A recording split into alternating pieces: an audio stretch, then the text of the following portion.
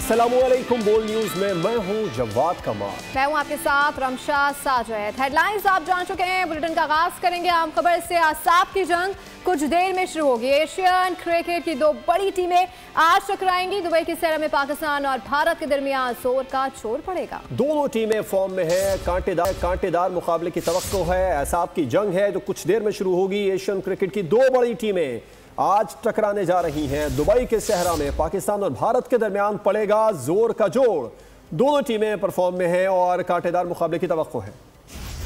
आएगी चौकों छक्कों की बहार, होगी विकेटों की बौछार। शाहीन अज़्मो हौसले से लबरेज, मैदान में सूरमाओं को जेर करने को तैयार। क्रिकेट की सबसे बड़ी टक्कर दुबई में पड़ेगा घमसान का रन। इस बार दोनों टीमें नए कप्तानों की क़यादत में हाई वोल्टेज टाकरा शाम 7:30 बजे शुरू होगा। साइम अयूब कहते हैं माजी को भुला दिया, बिला खौफ व खतर मैदान में उतरेंगे कतवर हथियार, एक दूसरे पर झपटने को तैयार। किसको मिलेगी जीत, किसकी होगी हार, हर किसी को है बेसब्री से इंतजार।